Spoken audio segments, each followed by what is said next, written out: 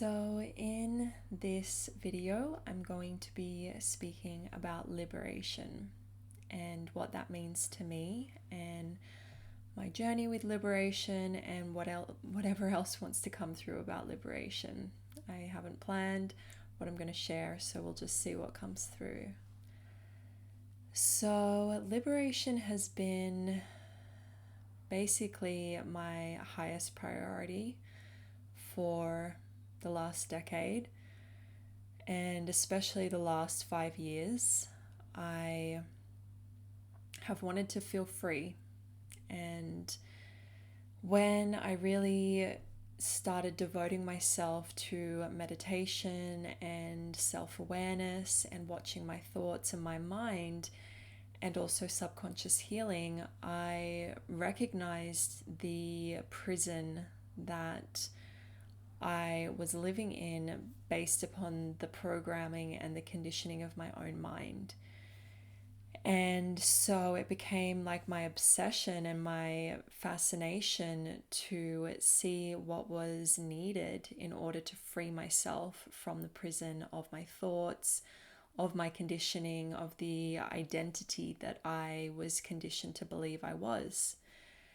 And so I started with the work of like Joe Dispenza, and there are many different teachers that I was tuning in with at various times. But Dr. Joe has a book called Breaking the Habit of Being Yourself. And this was like my first awareness of coming to this understanding that I was identified with a self that wasn't who I really am. And so, this naturally gave rise to this question of, well, if I'm not this self that I was conditioned to be, who am I? Who am I really? Who am I underneath that? And the self that I was conditioned to be was a very painful version of self. I was really bullied at school, in high school, and I came from an emotionally turbulent family where I really didn't feel safe or supported a lot of the time. And so I had this identity where I really didn't like myself. In fact, when I was really down, I felt like deep self-loathing and self-hatred, and I really just didn't want to be me. And when I was younger, before I started awakening, I would, as the ego does, I was constantly comparing myself to other people and thinking that like everyone else, or at least the people that I admired, had it so much better than me. They had better upbringings and, better situations in their life. And that was the part of the painful story that I was telling myself, which was part of this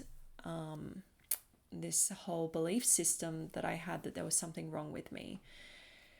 And, the deeper I dove into awakening and healing and self-awareness, the more I realized that it wasn't just me, that this is actually like very much part of the human condition, because this is the nature of the ego.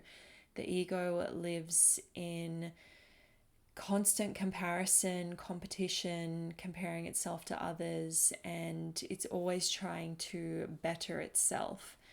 And this is a big trap that actually exists in the spiritual and transformational worlds, is this belief that we can become better versions of ourselves. And on a level, on a dimension of reality, that is true.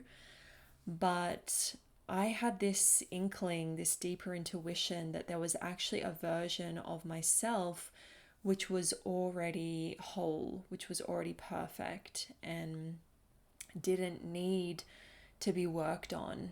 And so in my journey, I've found that I've done a bit of both. I have tended to my human, to my trauma, to my belief systems, to my subconscious mind.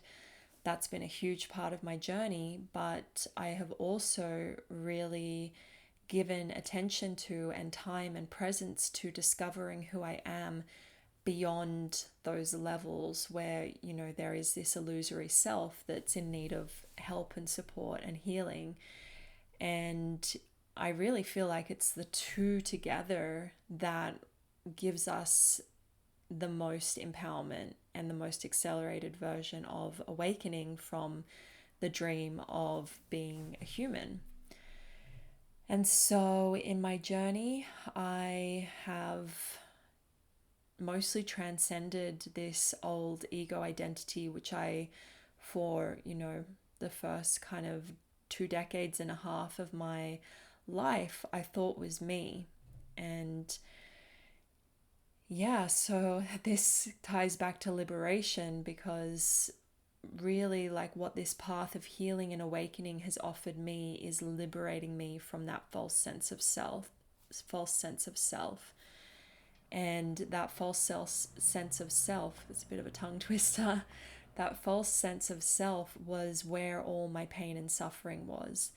Thinking that that's who I was, and being identified with the thoughts and the beliefs and the identity of that persona, of that character of my ego, was so painful because it was so limited. And, that version of me really didn't believe in herself and didn't feel worthy of love. And, so much really dense limiting programming, which was just making life and my reality feel so heavy and so dark.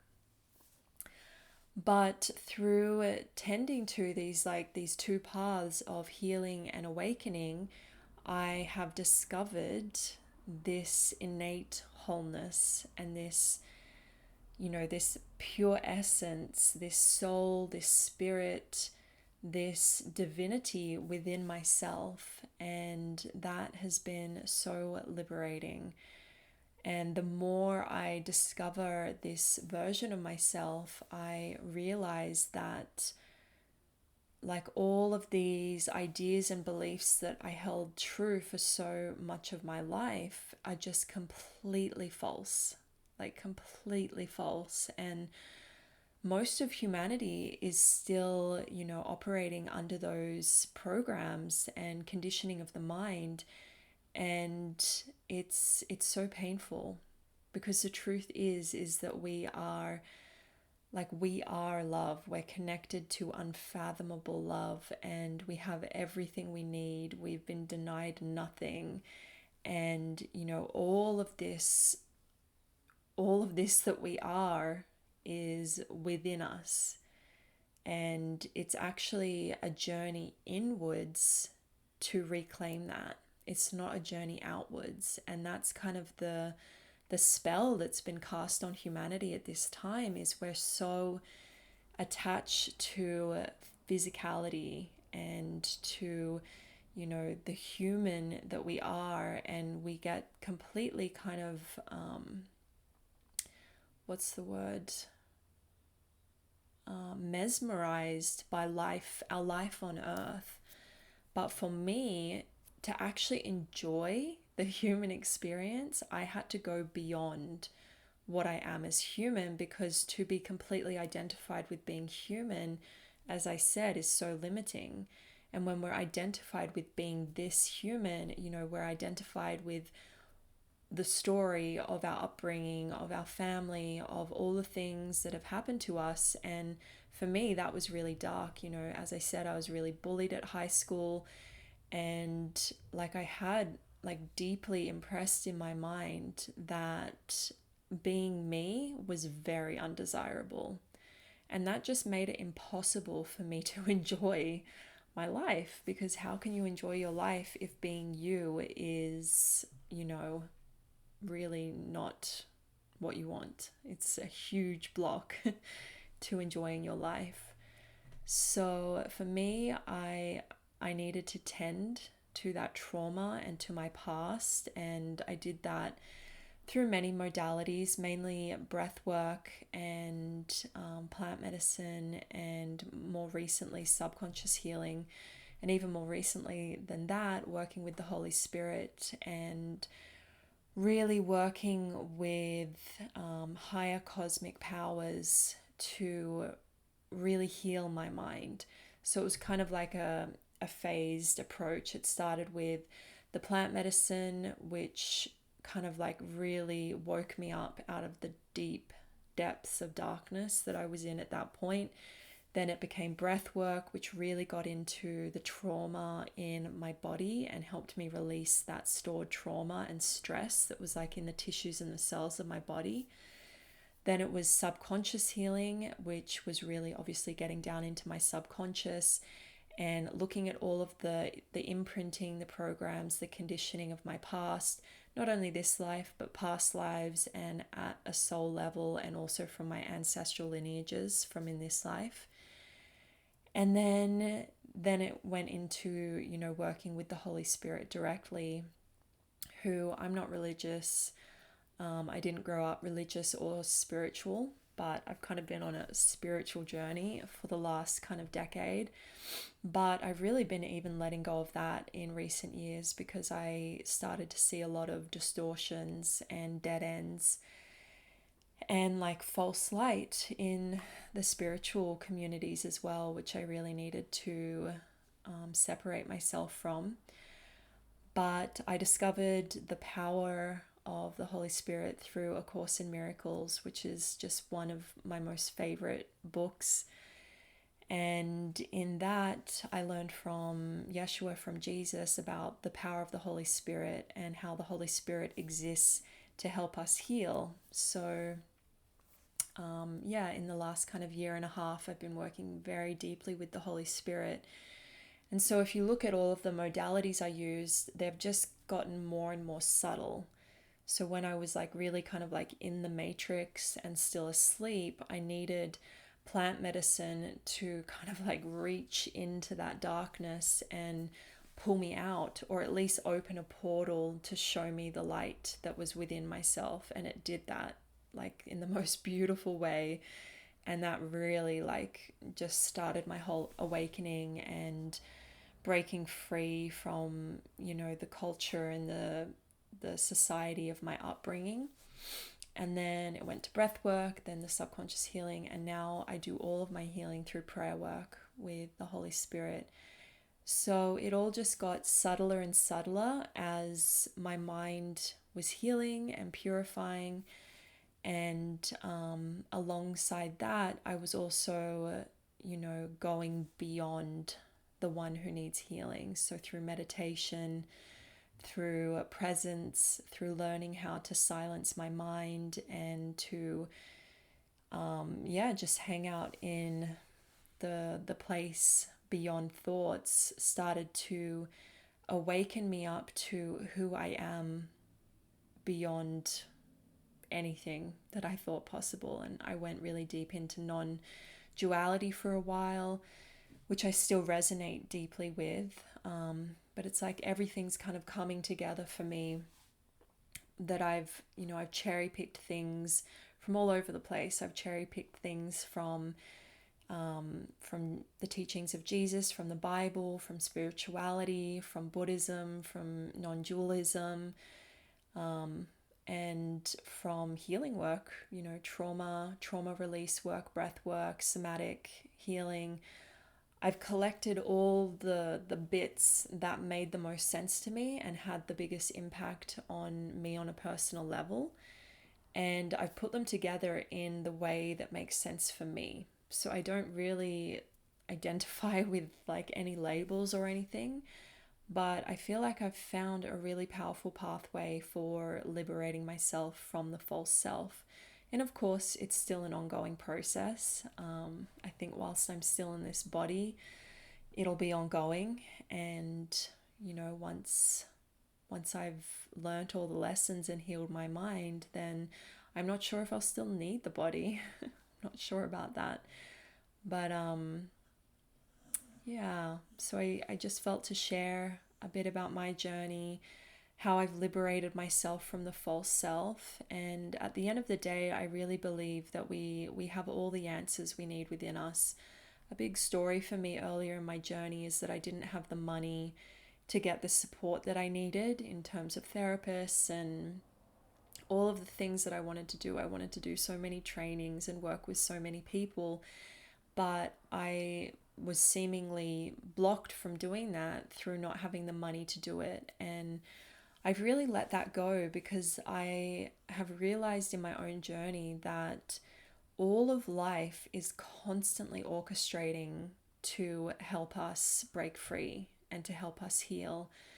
And like life can be our training and our retreat and our workshop. I mean, we're getting triggered every day. There's catalysts coming up for us every day, and it's just about working with that consciously. And of course, having, the tools to actually do healing processes on yourself, which I'll be sharing more about. But like what I've realized through working with the Holy Spirit is that we have so much cosmic support that wants to help us heal and is awaiting our invitation. And when we come to the point in our journey where we have the awareness to actually, start praying and start asking for help from God, from Source, from the angels, from our guides, from the Holy Spirit, then that help will always show up. It might not show up in the way that we expect it, but all of our prayers are heard and answered. And yeah, I will definitely do another video on prayer, because my understanding of prayer, like prayer meant nothing to me just a few years ago, but now I pray all throughout the day, and I have different kinds of prayers, and I really see prayer as like a technology. It's kind of like our smartphone that connects directly to the divine, and prayer is just radically transforming my mind and my inner realm, which of course transforms my outer realm because they're a reflection of each other. So I'll definitely do another video on prayer, but yeah, I think that was it. I think that was everything that wanted to come through in this video, at least around liberation. But I guess my parting message is, if you're feeling stuck, if you're feeling down, heavy, like, you can't break free of yourself, of patterns, then like intention is everything. Everything in this universe operates via intention and desire.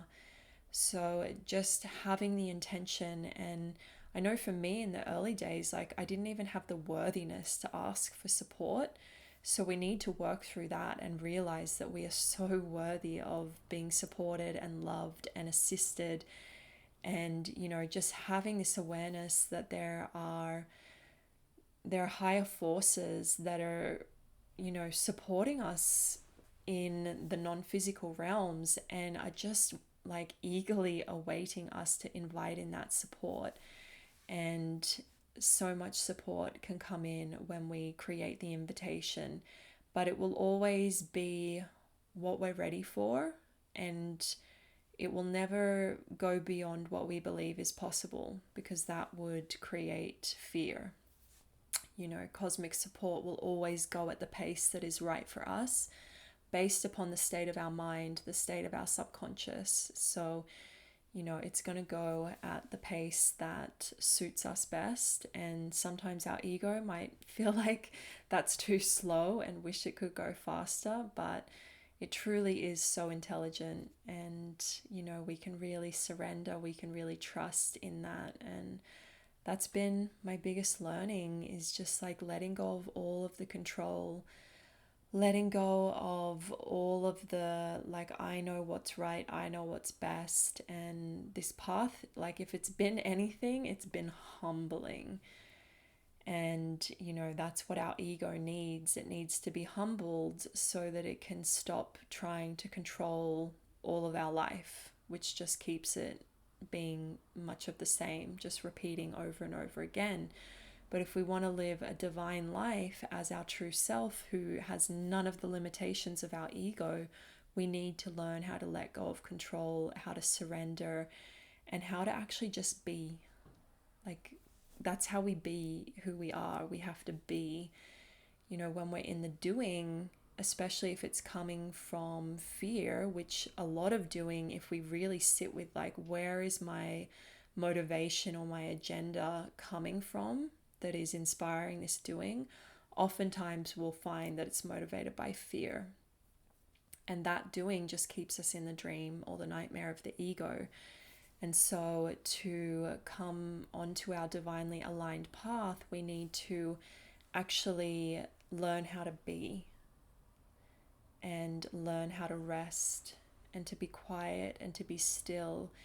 And, that's a journey that it's difficult for the ego at first, especially if there's a lot of traumas and fears in the subconscious, because those are going to create hooks in us that hijack us and, hijack us into believing stories about what we should be feeling afraid about, which ultimately none of that's real, but it feels so real to our nervous system, to our body, to our mind, to our emotional body when we have all of those traumas still in the subconscious.